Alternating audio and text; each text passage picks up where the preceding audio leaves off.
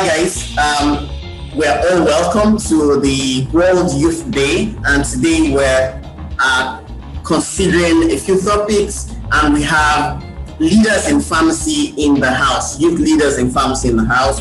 We have Pharmacist Shepard Mhlaba. Hi.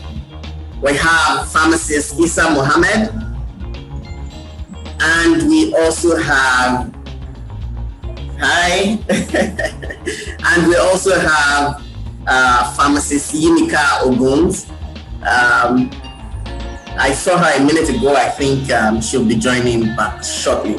So I would just like us to do an introduction around the room. I will have started with the lady in the house.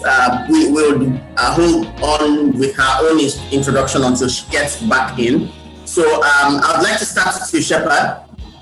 Can you do a brief introduction? Just talk about yourself. I see you. Really good to see you, Shepard. Thank you. Thank you so much. Okay, so my name is Shepard Mhlaba. I'm a young pharmacist from Zimbabwe, the current chairperson of the ISC-Chair Interim Committee. I'm also the chairperson of Zimbabwe Young Pharmacists Group, and I also work with FIP as a global lead for Pharmaceutical Workforce Development Hub. So basically, I'm involved in young pharmacist activities nationally and internationally. It's actually a good day that we as young people are actually commemorating the International Youth Day, but basically it's a day for us to be actively involved in the development of our countries, our continent, and the whole world as a whole. Great. So thank you so much again. Yeah. You're welcome, Shepard. Can we take Yimika next? Hi, Yimika, you're welcome.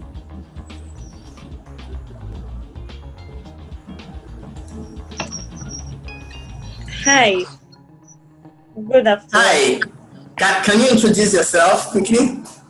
Okay, my name is Yimika Oguns. I'm the coordinator or chairperson of PSN Young Pharmacists Group, Lagos State chapter. Yes, I'm glad to be here. Thank you. Great to meet you. Yes. Awesome. Please take it ahead. Please, introduction. My name is Mohammed. I'm the National Chairman, Young Pharmacists Group, Nigeria. I am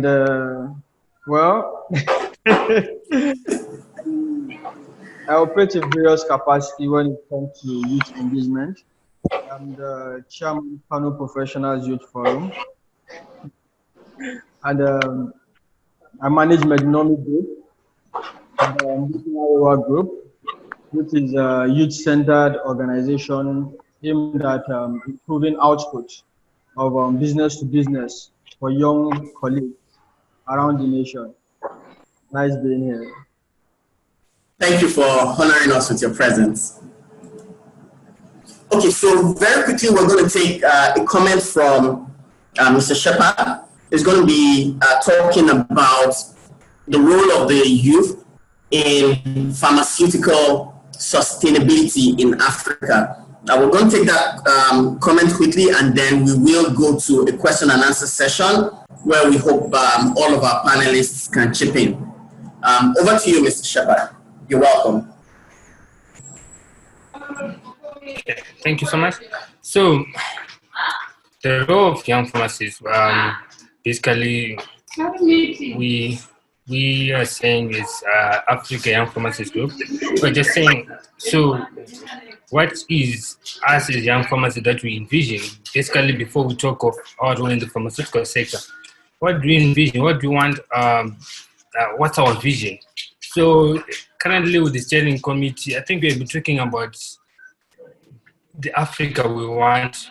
But the Africa we want, we've taken from the United Nations Sustainable Development Goal Vision of 2030 and the African Vision of 2063. By African leaders, they have said, okay, we have a vision of something that we want for this Africa, and basically they listed certain goals that they wanted to achieve, which probably I can just name a few, but they say they would like to have high standards of living and quality of life and well-being for all citizens in Africa, which also go hand in hand with the Sustainable Development Goal number 9 of building resilient infrastructure, promoting sustainable industrialization, and foster innovation. So basically, that's why we are now talking about what's the role of young pharmacists in pharmaceutical production industrialization. So as Africa Young Pharmacists Group, we are saying, me and you, we have a role to partake for us to be able to fulfill this vision through innovation. Basically, that's something that we also need on the forefront. We're also talking of research and development, probably looking at solution-driven ideas that are probably endemic to African problems, because many times we've been neglecting our own problems and trying to solve problems we can call them foreign, but we're saying let's be involved in research and development. And also we're saying partnership and collaboration is key. Within us as national YPGs, we can actually come up into a collaborative efforts for us to be able to share knowledge and ideas about some of the problems. Probably just like at the moment we're talking of COVID-19, probably Nigeria is actually doing more than Zimbabwe. We can actually share ideas for us to be able to achieve the vision of a pharmaceutical self-sufficient. And also we're talking of, we as young pharmacists also need to be to actively participate in our economies, being active economic builders, being entrepreneurs, and also in job creation. That's something, many times we always think that there's someone who's going to come and probably provide all these solutions, or probably they were expecting a foreigner to come into your country, probably start a pharmaceutical company. What are we doing as young pharmacists? Probably in some of our countries, we are actually importing pharmaceutical water or pharmaceutical starch. But we're Africa, we're all known of being agricultural, but we still have people probably buying pharmaceutical starch from India. I mean, those are some of the questions that we also need to ask ourselves as young pharmacists. When are we going to be independent and probably have all those commodities being produced locally? Also, as part of this thing, we're also talking of sustainable development and growth in pharmaceutical industry. What do we need to do this? So there are some activities that we're also working on that can also be able to achieve some of these goals. So we're saying it's possible. And I'm actually happy that we as African young pharmacists, we actually been able to come up with the African Young Pharmacists Group. So this is a platform where we as Africans, we can now share ideas, we can now collaborate. I mean, there's so many people with brilliant ideas all across Africa, but with this platform, I think it gives an opportunity for us to be able to share those ideas and be able to have in Africa we want. Because I always like to quote an African proverb, you say, if you want to go fast, go alone. But if you want to go far, go together. So I believe that if we want in Africa, we want that is self-sufficiency in pharmaceutical industry. It's us as a young pharmacists who wants to work together, to collaborate, and be able to achieve that. So this is what I can say that we as African Pharmacists Group are actually working on.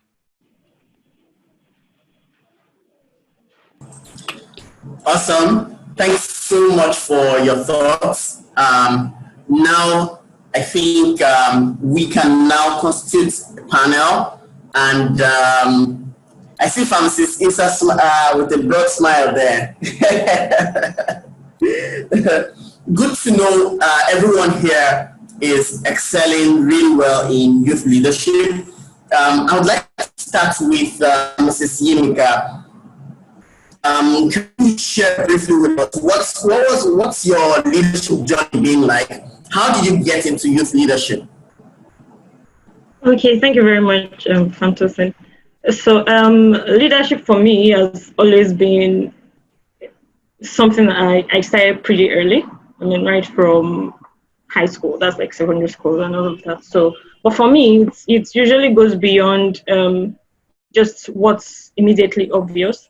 I'm this kind of person that always likes to look at the bigger picture. So rather than focus on, say, um, the seemingly minor things, I feel there are unique insights that can be provided. Okay, so I think my journey started from Model United Nations. I was a clerk of the house. That's like, always making sure things are done as they should be. Aside from there, and then in the university, had quite a number of positions. I think topmost would be the Pharmaceutical Association of Nigerian Students as the vice president. And during that tenure, I think one of the major things we tried to deal with was this idea that success is usually unilateral. We try to bring to the table that for you to be a successful person, you need to be well-rounded. You cannot just focus on academics or just think that it has to be two extremes. So if I'm not doing academics, I have to be doing something entirely different. So we were able to create this idea in the minds of people that success goes beyond just your academics, or it goes beyond, okay, yes, if I'm not succeeding academically, you can have the best of both worlds. So for me, that's always been it over time for me. Then, of course, positions in international organizations like the IPSF, as the Pharmacy Education and Advocacy Coordinator for 2017, 2018. I think that was the year we had the first anniversary of the 19th Statement. The 19th Statement basically puts forward standards for pharmacy education all over the world and pharmaceutical sciences. So we had the first anniversary, had a loaded webinar. And I think this was one of the greatest achievements that year, because for the very first time, we were able to have a panel session during a pharmaceutical science symposium, a panel session that was facilitated by the FIP education. So we had Neil Han Usman from FIP Ed in attendance. It was massive. And from that event, people went on to their different countries to replicate similar things. So from that, the African Regional Office started paying more attention to pharmacy education. And from there, I think we had a project that was presented at the FIP conference later that year, presented by Anekan as a result of the activities of Pharmacy Education Committee that year. So it's been a beautiful journey for me. And I think at the same time, I was the General Secretary of Young Pharmacists Group Lagos State. So balancing both was quite demanding, but we had to do it. Okay, I did that, and after that, now I'm the coordinator of Young Pharmacists Group Lagos. We have a membership strength of over 1,000. It's not the easiest position to occupy. We have to do what we have to do. It's been eye-opening. It's been full of challenges and full of excitement. Well, something very interesting about Pharmacist Mohammed. The first time I met that man, it was at the BBC. What was the name of that event again? The BBC African Eye event. About the exposition of codeine. Do you want to share with us your I mean, he didn't come in as an elected official, but was so interested because this concerned pharmacy. Can you take it off, sir?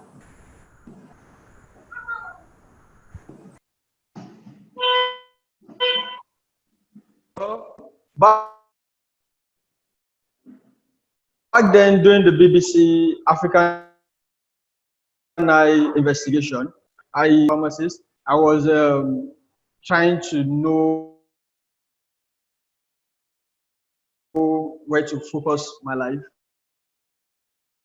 When you come out of school, there's this curiosity. So I was looking at spaces.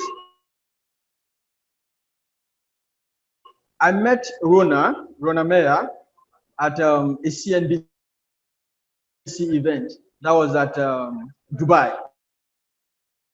Yeah. We met there from regarding what we go from there. We had a sort of bond, friendship that we work on. She stays in Germany, and then I have people who work in Germany too. So there was this collaboration, and then we had a lot of things going on. You know how it works on the street. So that was how I got to be there. That was when I first met Pharmacist. It was an amazing session because for me, having to be get the opportunity as a young person, being in that kind of a session to learn and then have input on what is going on, it was motivating, and I think it's part of what kept me going up to now. Yeah. Great. So Shepard, can you talk to us about your leadership journey so far? Okay, so I think I started when 2016 when I was elected Educational Symposium Coordinator for IPSF. That's the same year when Zimbabwe hosted the 22nd IPSF World Congress. And then last year, I worked as a subcommittee member for FIP YPG, where I was working as a session I was working with the session proposer working committee. And I think towards the World Congress, I was then elected a global lead for Pharmaceutical Workforce Development Hub. But basically, I think my interest, especially in young pharmacists, started in 2018 when I was part of the team that started the Zimbabwe Young Pharmacists Group. Probably we then realized at that moment that there was exploitation of young pharmacists group. We didn't have a voice. So many things were just being imposed on us and we didn't know what to do. So we then said, okay, at FIP level, there's something that is called a young pharmacist group. Why can't we even start our own and probably then introduce it to our own structures in Zimbabwe? It took us, I think, about a year or two because, it is, most people perceived it as if it was a threat, or maybe we were now trying to form our own association of some sort. But then after some time, people then said, okay, I think we can now absorb you into our own structures and have a young pharmacist group. And now I think we've done a lot. I mean, there's so many things that if we didn't have the young pharmacist group, it was going to be a mess. So many people have been complaining. Most of us, we don't own pharmacies. Some of the policies, when they come, they beat you in a term that you'd wonder why someone could probably suggest some of those things. Like you would say, okay, let's increase probably the internship years. They're just wondering why should we increase those number of. But also it was also a learning curve to us. We also realized to some extent there were things that we also have to improve. Like it is now we're talking of the business and leadership training, because we also realize it's something that is important for us as much as we graduate from the College of Pharmacy. We still lack in terms of business and leadership. So those are some of these that we say, okay, now we have the YPG. Let's incorporate those things so that we then have more knowledge around those areas. Yeah. So that's been my journey. Now, I think in July, that's when I was elected to YPG Africa to work as interim captain. So it's something which is still new. We still have a lot of work, but who are the trailblazers? There's no document whatsoever in terms of the activities. So we have been working on the clock to try to have something available so that people will be involved in. Interesting, and congratulations on your election. Again, thank you so much. You're welcome. Now, something you hopped on. It took a while before the larger pharmacy body accepted the youth leadership. What's currently in place? What's been the most challenging part in getting, is it getting them to accept your leadership, or getting other young leaders, young pharmacists like you to even collaborate or cooperate with your leadership? Which has been most challenging, Shepard? No, I think that for us it was probably the existing motherboard to accept us, because I think initially when we started, we told them that we wanted to work independently because we wanted to be autonomous.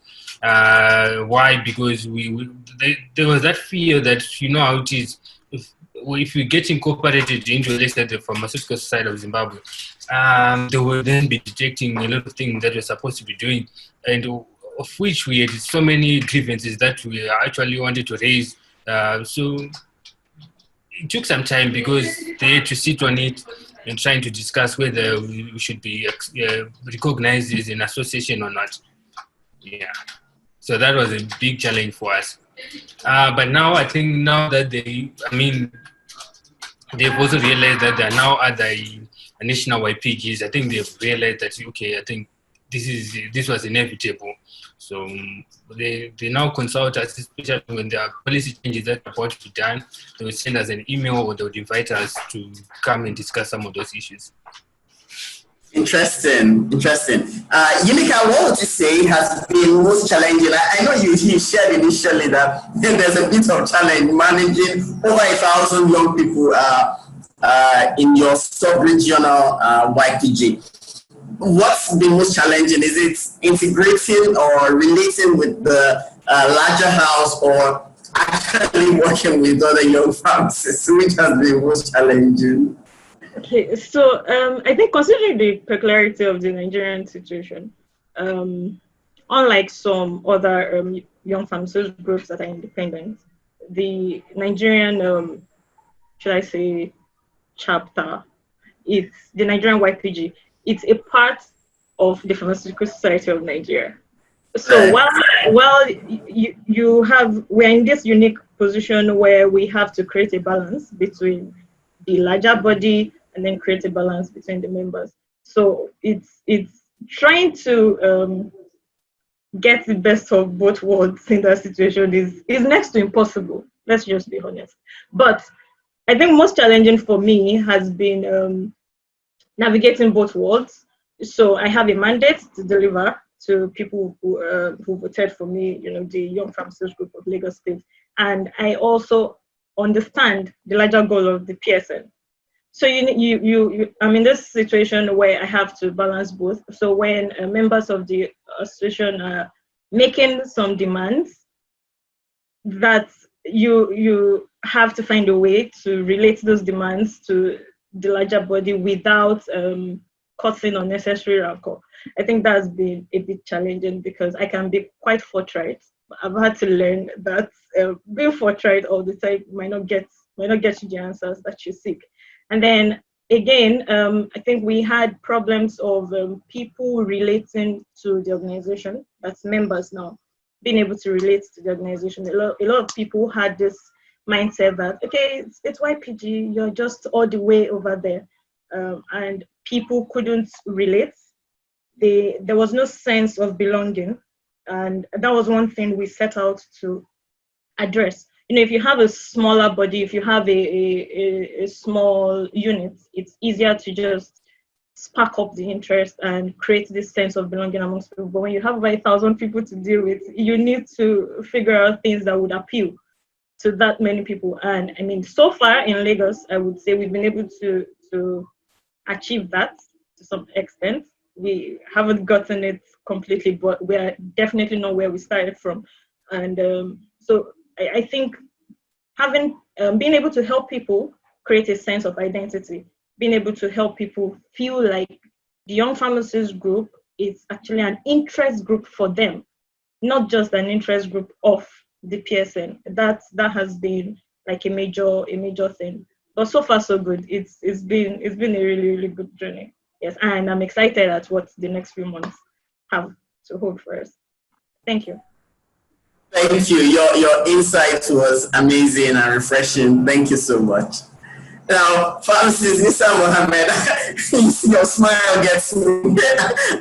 I recall that there have been significant challenges, managing stakeholders. Just give us a snapshot. What has been your joker? What has been your go-to method to manage stakeholders from, both the larger house? I know sometimes it's difficult getting messages across. So what's been your go-to method? Well, my strategy has always been simple. I look at it from the perspective-wise. I look at what appeals to people, because I always tailor my approach to every individual. If I'm talking to shareholder A, I understand that this is what appeals to him. So I'm going to be appealing for whatever I want to what appeals to him. So it's always difficult trying to sell a particular thing to many people, but then you have to do it in different ways. It's challenging, but not anymore, sincerely, because this is something I've been doing for a very, very long time. So it's almost like fun now. Getting people to come and do so, because I understand very early in life that you have to give people the benefit of doubt. Whenever you see someone rejecting or objecting to something, it's not as if they don't want it. They just haven't seen what appeals to them, something that in them yet. So I try to look for that cliche, then I stick to that cliche for that specific person, and then I push it out. And before you know it, it's a win-win for everyone. Great. Nice one. now there's something that's, that comes across clearly in Pharmacist Yimika's, earlier statement, and I want us to address it. It's very, very key to the whole essence of this International Youth Day, and it's the issue of youth tokenism in leadership.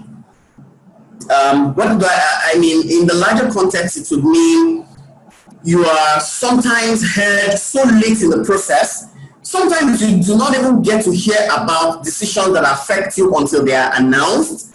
Sometimes you are only invited to the table, but your viewpoints, your challenges are not heard. Sometimes it frustrates youth leaders. Sometimes it gets us off track. Sometimes you just throw everything and scatter around.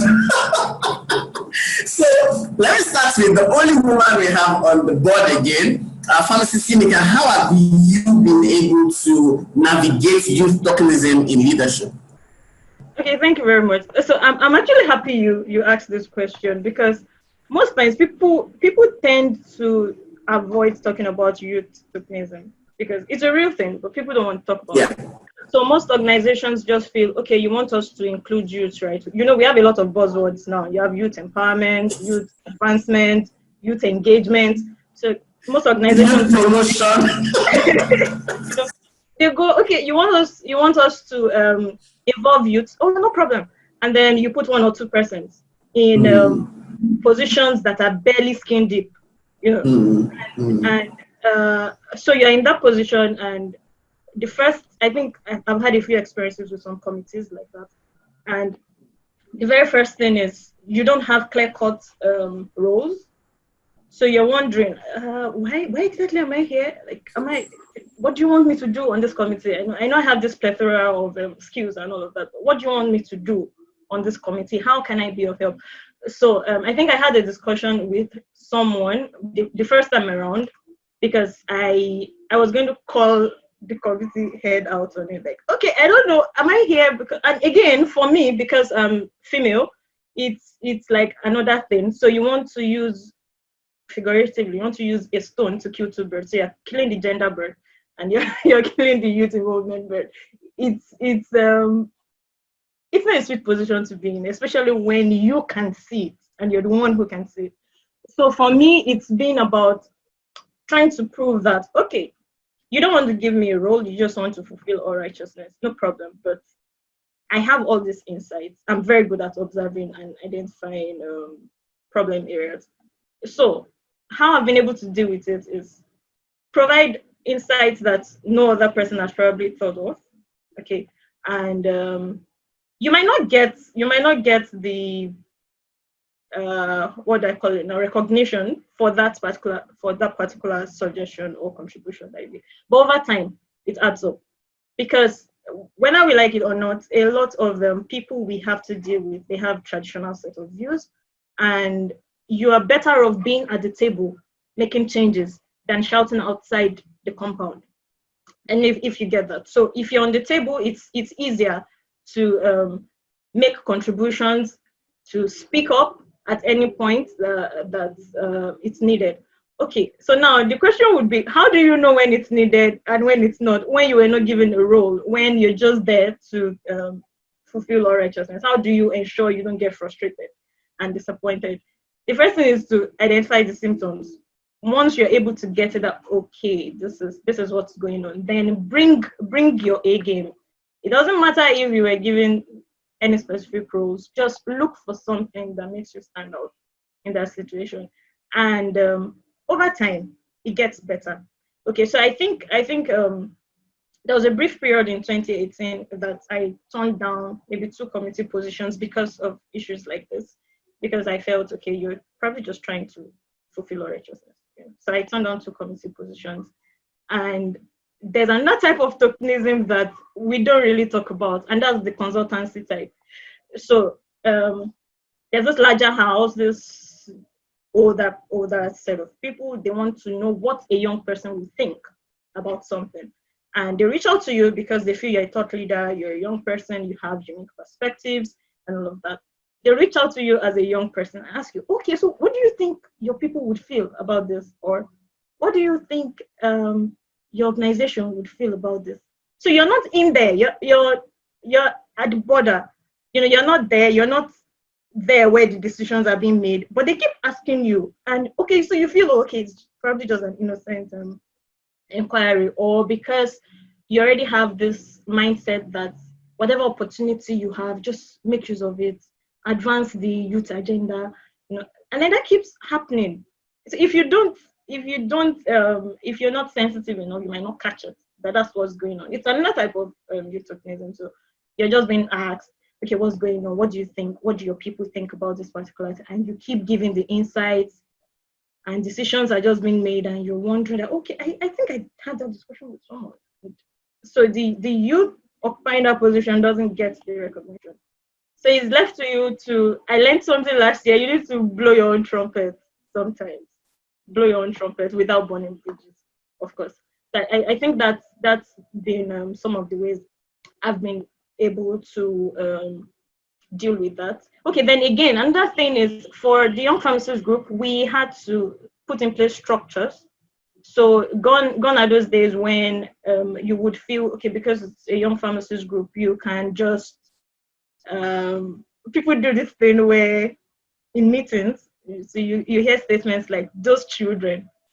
So the first couple of times I had to be in meetings where that statement was made, I think I visibly cringed, because I was like, okay, these are professionals. These are people on international positions, they're occupying international positions. You don't just call them children in that manner. But people would think you're overreacting. So if you have a structure in place, so you can't just say, okay, I want young pharmacists to come for this event, and you're giving us a 24-hour notice to come for an event you had been planning for a year, or you had been planning for 6 months or 3 months, and you give us 24 hours notice. I think the craziest one was last year. Someone was having an event in Lagos, and they wanted young pharmacists in attendance, and they called me 12 hours to the event. 12 hours. It was ridiculous, because I felt, okay, you just realized that you need young people at this event. Like, you want to be able to say, we involved young pharmacists at this event. And of course, I made the person understand that I like what your organization is doing, The organization has a good mission, has a good plan, and all of that, but you goofed on this point. You can't give me 12 hours notice to come for an event, not as an individual. You're asking me to come to an event as a representative of young pharmacists, and you want me to bring young pharmacists along with me. It's not done. So sometimes you would have to make people realize that you have the structure in place. You give us prior notice. We are coming there for a purpose. We are not just young people who you can just direct or just be tossed to and fro. So yes, having a structure has really, really helped. Thank you. Thank you so very much. Now, a couple of things you pointed out that I think stand out really very well for me. Calling out the offender, and also, calling them out also with some empathy and some understanding. And then secondly, you talked about attribution, very, very key, and we don't talk enough about it. Shepard, in your own organization, how have you been able to call out some of this youth tokenism that has taken place and also address attribution? How have you guys been able to do that? Okay, I think most of the challenges that we have are almost similar. But one thing that I've realized is no idea is a small idea. So basically meaning that whatever you have as a young pharmacist, you have to say it out. But that's the problem that we have when we're in meetings or probably when we're part of the people who decide some of the things that happen in our own professions. We tend to have that idea in our head, but we can't say it out because we have probably it won't have an impact or it's not that good enough. That's something that I've realized. Whenever you have an idea, let it out. You never know how it's going to impact not yourself, but even the future generation of young pharmacists to come. We have also realized that we as young pharmacists, one thing I've realized is we don't know our value. What does that mean? Do you know that we represent the pharmaceutical workforce as a young pharmacist? Basically, most of the people who are working right now are within the young pharmacist age group. So, which means that whatever decision that's supposed to be made, be it a police or anything, we are supposed to be involved, because if they're going to change how we practice, it's going to impact all of us as young pharmacists. Because most of us were the ones who are managing the pharmacies, or who are the ones who are the supervisors in most of the pharmaceutical companies that we are working. So the moment that we realize our value, and we also let our motherboards or other people who are involved in policy and decision making, we are aware of that we are the workforce. I think they'll also get that realization. Right now, we are being taken advantage of most of the time because we don't know our value. We don't know that we are the workforce, which is making the pharmaceutical sector tick in each and every country. And that's why we also realize that at the same time, because usually we have to identify key people who are supposed to appear. That's what we also did when we were trying to set our own national YPG. You have to talk to people within their structures that who can probably help you navigate such a terrain, because sometimes you probably can talk to the chairperson of that organization and then they'll be saying, no, you know what, we don't want such an organization. But you have to find a way. So that's something that was that find people who are of influence that can also help you. People that are also within those structures that we can say, okay, if you talk to Professor Wu, so he's going to probably talk to the chairperson, or probably say the motherboard, which probably is providing some hindrance. That can also help. And also, even if you are having grievances in terms of practice or other policies, always identify key people to talk. Because most of the time, we're always talking on WhatsApp groups, we're always complaining, but that's not enough. Let's identify people who are of influence. Let's engage them. Let's talk to them. Once you do that, it will work out for us. They will also receive the message. But I want to lie to you. In most countries or in most YPG, you're always talking about problems, and it ends there. But we are not engaging the people who are supposed to be involved in helping us probably get solutions to problems that we have. like what she said, I think you are not supposed to give up. You keep on trying, keep on knocking at that door until someone answers. That's the unfortunate reality, but that's what we're supposed to do. Because if you try once and say, okay, this is not going to happen, because most people, like she was saying, they will ask for your opinion, but they will not involve you in the decision-making process. They will just want to know how you're thinking, but then when the decisions are made, you just see it on a bulletin, on a publication that we have done A, B, C, D, but I mean, we're supposed to be involved in this, so yeah, those are some of the things that we have learned and some of the lessons that we also realized during on process in starting a young pharmacist group. Thanks for your insights. That was fabulous. Pharmacist Muhammed. I wanted to in particular address the issue of attribution. A number of times ideas come from young pharmacists. A number of times young pharmacists are the ones actually making things happen in the pharmaceutical sector, like Shepard said. But a lot of time, the attribution for most of this work goes elsewhere. How have you been able to navigate some of these challenges, and how do you think we should be solving them going forward? Well, for me, it's a very easy thing. One thing I realized with young pharmacists is we are scared. You get, we are scared of offending people, and we are desperate. So I tried to solve something very early in my life, which is dependence. Once a certain portion or a certain sector of the community understand that you are very dependent on them when it comes to majority of what you do, it becomes a problem. I remember when I came on board PSNYPG, I was asking, where are the SOPs? I was like, okay, we would start doing things the new way now, because personally, I believe in the Chinese process of doing stuff, which is the yin yang. If you don't fight people, or you don't help people understand that you don't actually like this thing, they will never appreciate it.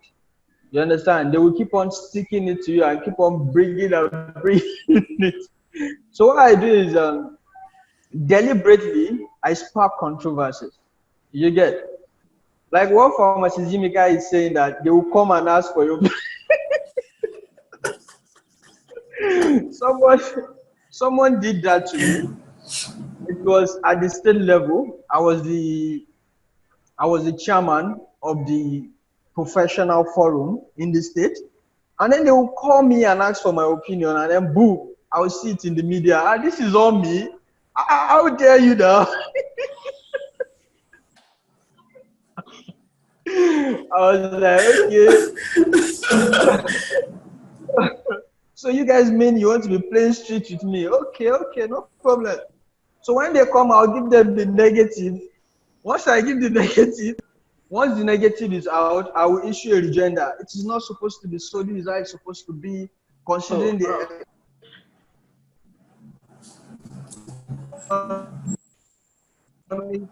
a proper guideline, so that these people don't like being challenged. That is one thing I understand with the whole African community, because I work with a lot of people.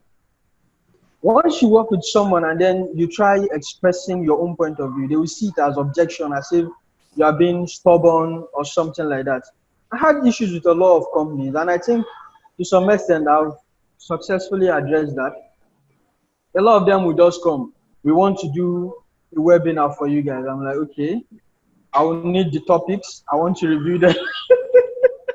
I will need the topics, I want to review them to understand if it's actually aligned with our principles. Some people will be like, but we are helping you. But we didn't ask. You get what I'm saying? We didn't ask.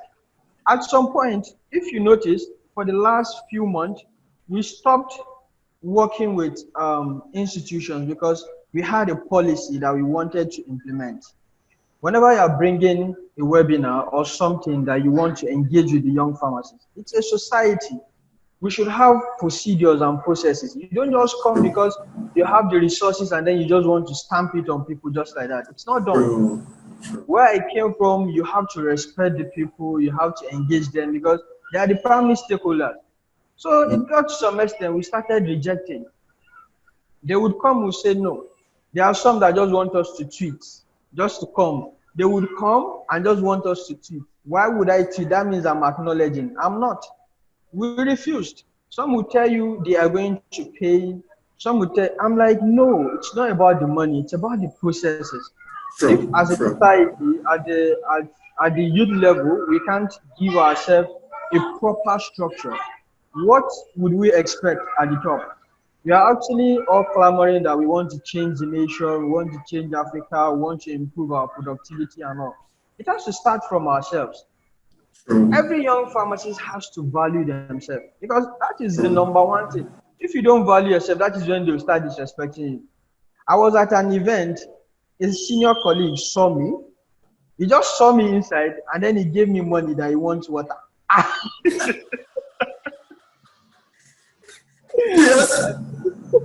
said, okay. I collected the money. I kept it in my pocket and I went and sat down. He was looking at me. He was amazed. He told the other female colleagues. The other one was saying it. Then they didn't even know I understood it. But oh, budget God. I'm like, okay. You don't even know this boy yet. When I came back, I was leaving. It was at Wheat Baker in Ikoyi. Unfortunately for them, I blocked their car again. So when they came, they were all, and then he was like, what is wrong with you? I sent you. I said, how dare you? She's a senior colleague. With her, they are all senior people, but respect is reciprocal. You don't just ask for people to respect you. You have to earn it. I asked her. I said, that is a very disrespectful thing to do. If you want water, tell me you want water. Don't give me money to get you water. You understand? You could just ask ignorantly, do you know where they get water here? I would offer to get you water. But telling me to go and get it for you, you can't. A lot of our senior colleagues have been used to the old ways. It's actually not their fault. The perspective of how things have been with them. You just need to help them understand, come into concession, and then explain to them, when you do this to me, it hurts me. I don't like it. But we don't do that. We just assume. Sometimes deliberately, I just pick certain topic or from my experience from day-to-day activities. I will just come and just look for a certain storyline, create a content around it, and just spark controversies. Let people talk about it, and then you would see if they would implement it in their way of life. And I think it's working a great deal. So as young pharmacists, we need to challenge a lot of status quo, but we have to start challenging ourselves because a lot of young pharmacists will just come. When from Shepard was talking about the WhatsApp group, I have experience with WhatsApp groups. Amazing. Thanks so much. Your insight was refreshing. Thank you, sir. Yeah. Pharmacist Yimika, you wanted to say something? Yes, I just wanted to add something since we're still talking about against the backdrop of what Shepard. Okay. So one thing I've noticed is that sometimes we need to let people are at the arms of affairs know that one young person does not represent the entire crop of young people. True. Now, this is what I mean by that. So we keep seeing the same faces because people at the end of affairs, they rarely go outside their cycle. They rarely go outside their immediate cycle. So you keep seeing the same faces, and they'll keep telling you, he's a young person. We are involving young people, but we need to make people see that you need to go beyond that. You can't keep recycling the same face all the time, and just because it ticks all the boxes, it goes way beyond that. I just wanted to add that. So because that's one of the reasons why in Young Pharmacists Group Lagos we operate this committee model. So you can get things done with a small team. It's more efficient, but by the time people keep seeing the same faces, it further reduces their likelihood of having a sense of belonging, Sure. reduces their likelihood of feeling that, okay, the YPG is actually for me, it's because of me. But I think they start seeing people who they perceive as regular, I hate it when people say that, but people they perceive as, okay, yeah, we're not there, we're not in the leadership position. When they keep seeing those faces coming up to talk about what YPG is about, what YPG is doing, it makes it easier. It's not a day's job, it's a marathon. So a little step at a time actually makes it easier. And I believe that by the time we keep hammering this, so if you're a youth leader and you're in a position to recommend people to a particular position, or you are approached to occupy a committee position, rather than feel like, okay, if I turn it down, would they give another person who is not a member of my organization? How about you actually make a suggestion first? Because there's something they say when you're negotiating, if you don't ask, you won't get it. But it's just keep working on that consistently. Thank you. Excellent. Now, because we're out of time, I want us to quickly give wrapping up statements, 1 minute each, around the table. Let's start with Pharmacist Shepard. Thank you. I think what my last will say is this is International Youth Day. One thing that we should do as young pharmacists is to adopt the volunteering culture. That's something that we don't have, especially us in Africa. I mean, many times we are always asking, what is it for us? When we say, okay, can you please join a YPG group? We're always asking, what is it for us?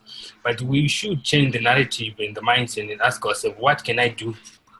What can I do for the young pharmacist group? But that's something that I think will actually be able to drive us towards our objectives and the vision as a young pharmacist. Because, you know, we're all in this together. It's not really about a steering committee that's supposed to be actively involved. No, we're just there for guiding you. But you just have to take your part and also volunteer and make things right. So those are my last words. And Shepard, do kindly say us well to your co-workers, extend our good regards to them. Thank you. Pharmacist Sisa, wrapping up words. Well, I want to tell the whole young pharmacists on this International Youth Day that they shouldn't be afraid. That is number one. They shouldn't be afraid. And no one has the whole knowledge or the experience required for any job. What is most important is to try.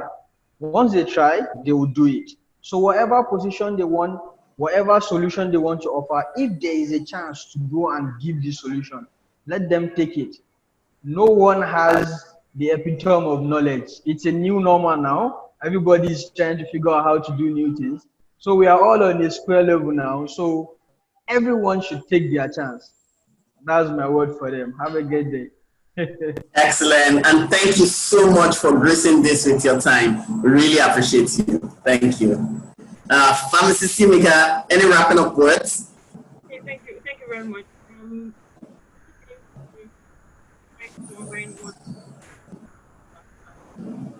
Above all, for me, I think my message to young pharmacists all the time has always been, always provide value. It's that simple. Always provide value.